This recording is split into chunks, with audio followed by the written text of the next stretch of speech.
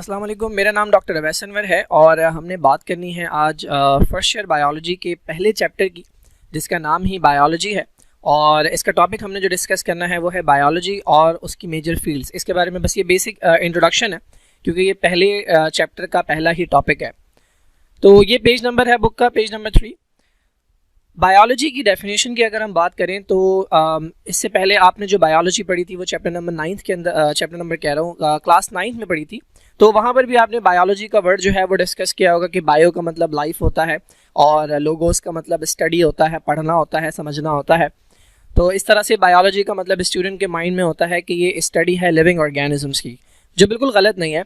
लेकिन सवाल यह है कि क्या बायोलॉजी के अंदर सिर्फ लिविंग थिंग्स डिस्कस की जाती हैं, सिर्फ लिविंग ऑर्गेनिज्म को डिस्कस किया जाता है, या बायोलॉजी के अंदर कुछ और भी डिस्कशन होता है। तो अगर आपने गौर किया हो तो आप बायोलॉजी के अंदर ही पढ़ते हैं अबाउट वाटर, आप बायोलॉजी के अंदर ही पढ़ते हैं अबाउट एयर, अबाउट सॉइल, आप बायोलॉजी के अंदर पढ़ते हैं छोटे छोटे मॉलिक्यूल्स के बारे में। फॉर एग्जाम्पल, वाटर एक मॉलिक्यूल है, कार्बन डाइऑक्साइड एक मॉलिक्यूल है, ऑक्सीजन एक मॉलिक्यूल है। ये सारी वो चीज़ें हैं जो नॉन लिविंग थिंग्स हैं। तो क्यों आप बायोलॉजी के अंदर इनके बारे में डिस्कशन करते हैं? तो इससे हमें पता ये लगा कि डेफिनेशन एक्चुअली ये होनी चाहिए कि बायोलॉजी स्टडी ऑफ लाइफ है, लेकिन स्टडी ऑफ लिविंग थिंग्स नहीं है। सिर्फ biology study of living things है और साथ में वो तमाम नॉन लिविंग थिंग्स जो एसोसिएटेड होंगी लाइफ के साथ। हर वो चीज़, हर वो नॉन लिविंग थिंग जिसका ताल्लुक कहीं ना कहीं लाइफ के साथ होगा, कहीं ना कहीं लिविंग ऑर्गेनिज्म के साथ होगा, उसे भी आप स्टडी करेंगे बायोलॉजी के अंदर। ना सिर्फ लिविंग थिंग्स बल्कि नॉन लिविंग थिंग्स भी। तो अगर हम हवा की बात करें तो हवा के अंदर जितने भी पार्टिकल्स हैं वो नॉन लिविंग है, सारी गैसेस नॉन लिविंग है, वाटर के वेपर्स नॉन लिविंग है, but still we discuss about air in biology. क्यों? क्योंकि इसका ताल्लुक लिविंग ऑर्गेनिजम्स के साथ है, ऑक्सीजन का ताल्लुक लिविंग ऑर्गेनिज्म के साथ है, कार्बन डाइऑक्साइड का रिलेशन लिविंग ऑर्गेनिज्म के साथ है। सिमिलरली वाटर एक नॉन लिविंग सब्सटेंस है। वाटर बिल्कुल जो है वो एक सिंपल सा मॉलिक्यूल है जिसके अंदर कोई लाइफ नहीं है, बट स्टिल वाटर को हम बायोलॉजी के अंदर डिस्कस करते हैं क्योंकि वाटर जो है वो बहुत ज़्यादा रिलेटेड है। 70-80% बॉडी जो है हमारी वो वाटर से बनी होती है। तो बायोलॉजी के बारे में ये कह सकते हैं कि ये स्टडी है लिविंग ऑर्गेनिज्म की और उन तमाम नॉन लिविंग थिंग्स की जो कहीं ना कहीं एसोसिएटेड होती हैं, कहीं ना कहीं रिलेटेड होती हैं लाइफ के साथ, लिविंग ऑर्गेनिज्म के साथ, जिंदगी के साथ। अच्छा, जितने भी ऑर्गेनिज्म डिस्कवर हुए थे इनिशियली साइंटिस्ट ने क्या किया, उन्हें दो डिविजन्स के अंदर डिवाइड कर दिया, दो ग्रुप्स के अंदर रख दिया।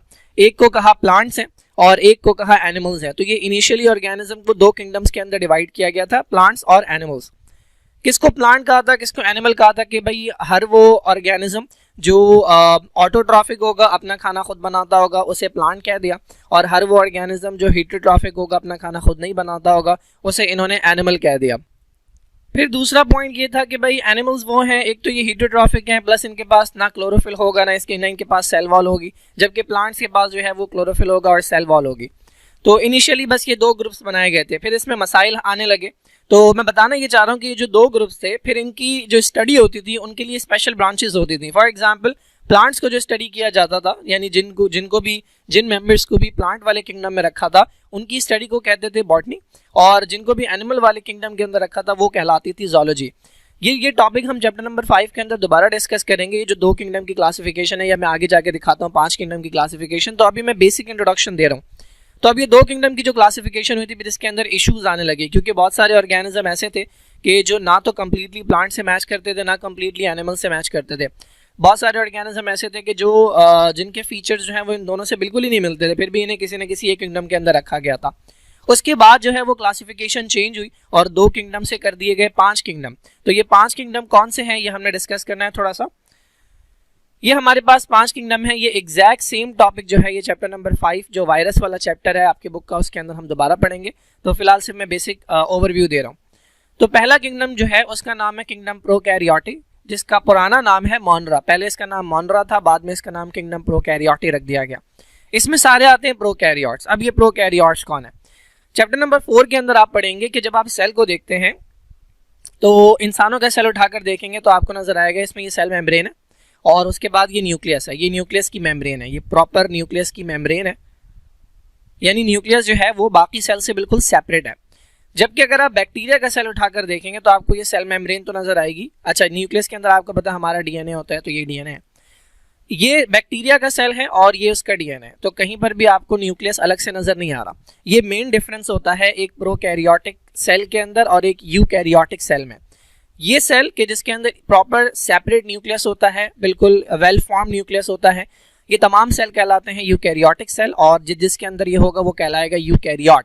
तो बैक्टीरिया और साइनोबैक्टीरिया के अलावा जितने भी ऑर्गेनिज्म हैं, सारे के सारे फंजाई, इंसान, एनिमल्स, प्लांट्स, ये सारे के सारे यूकैरियोट्स हैं। जबकि बैक्टीरिया और साइनोबैक्टीरिया का सेल इस तरह का होता है तो उन्हें हम प्रोकैरियोट्स कहते हैं। और भी डिफरेंसेस हैं, चैप्टर 4 में डिस्कस करेंगे। तो पहले किंगडम के अंदर वो आते हैं कि जिनके पास प्रोकैरियोटिक सेल होता है, यानी जिन्हें आप प्रोकैरियोट्स कहते हैं। तो दो आ गए इसमें, बैक्टीरिया और साइनोबैक्टीरिया। सबसे आसान है याद रखना, इसके अलावा किसी और किंगडम के अंदर प्रोकैरियोट नहीं आते। सारे प्रोकैरियोट उठा के आपने डाल दिए पहले किंगडम के अंदर। अब इन चारों के अंदर बच गए कौन? यूकैरियोट्स। चारों के अंदर यूकैरियोट्स हैं। यहाँ पर भी यूकैरियोटिक है, यहाँ पर भी लिखा बनी है इसमें, यहाँ पर भी यूकैरियोटिक है, यहाँ पर भी यूकैरियोटिक है, ये भी यूकैरियोटिक है। तो अब इनके दरमियान फर्क कैसे करें? तो देखिए, सबसे पहले हम पढ़ते हैं किंगडम प्लांटे को निकाल देते हैं। किंगडम प्लांटे के अंदर पहली बात तो वो मेंबर्स आएंगे जो यूकैरियोटिक होंगे। उसके बाद कौन आएंगे? जो मल्टी सेलुलर होंगे। सारे के सारे मेंबर्स जो प्लांट किंगडम के अंदर हैं वो मल्टी सेलुलर है, यानी कोई भी ऐसा मेंबर नहीं है जो यूनिसेलुलर हो, एक सेल वाला कोई नहीं है। हर प्लांट ऐसा आपको मिलेगा, हर मेंबर ऐसा मिलेगा जिसके अंदर एक से ज्यादा सेल है। उसके बाद क्लोरोफिलस है। ये क्लोरोफिल वो पिगमेंट है जो फोटोसिंथेसिस में हेल्प करता है और फोटोसिंथेटिक है, ठीक है। ऑटोट्रॉफ है, यानी अपना खाना खुद बनाते हैं। जाहिर है क्लोरोफिल रख के अचार तो डालेंगे नहीं, अपना खाना खुद ही बनाएंगे। अच्छा, उसके अलावा इनके पास सेल वॉल है, और किस चीज की बनी हुई है? सेलुलोज की, ठीक है। ये चैप्टर 4 के अंदर हम डिस्कस करेंगे सेल वॉल का स्ट्रक्चर। फिलहाल इतना याद रखना आपके लिए काफी है। ये कुछ एग्जाम्पल दी हुई है। तो जो भी ऑटोट्रॉफ था, ठीक है, मल्टी सेलुलर था और ऑटोट्रॉफ था, उसे आपने उठाकर डाल दिया किंगडम प्लांटे के अंदर, ठीक है। अब बच गए ये तीन किंगडम। तो अब जरा गौर करें, किंगडम एनिमेलिया और किंगडम फंजाई के अंदर कौन आ रहा है? सबसे पहला पॉइंट देखिए, नॉन क्लोरोफिलस। जब ये नॉन क्लोरोफिलस हैं, यानी इनके पास क्लोरोफिल नहीं है, तो ये ऑटोट्रॉफ नहीं हो सकते। तो ये दोनों कौन है? ये दोनों हेटेरोट्रॉफ हैं। फंजाई के अंदर भी हेटेरोट्रॉफ आते हैं और एनिमल्स के अंदर भी हेटेरोट्रॉफ आते हैं। फर्क कहाँ पर आएगा? एनिमल्स के अंदर जो मेंबर आते हैं उनके पास सेल वॉल नहीं होती। फंजाई के अंदर जो सेल वॉल जो मेंबर्स आते हैं उनके पास सेल वॉल होती है, लेकिन वो सेलुलोज की नहीं बनी होती। प्लांट्स में सेलुलोज की थी, इनके पास काइटिन की बनी होती है। काइटिन बेसिकली प्रोटीन और कार्बोहाइड्रेट का एक मिक्सचर होता है। ये पॉइंट हो गया। एक पॉइंट ये है जो डिफरेंशिएट करता है एनिमल्स को और फंजाई को। दूसरा पॉइंट देखें, ये जो हेटेरोट्रॉफ हैं, ये दोनों हेटेरोट्रॉफ हैं, एनिमल भी और फंजाई भी, लेकिन फंजाई को हम कहते हैं दे आर एब्जॉर्प्टिव हेटेरोट्रॉफ, जबकि जो एनिमल्स हैं इन्हें हम कहते हैं दे आर इंजेस्टिव हेटेरोट्रॉफ। क्या फर्क है?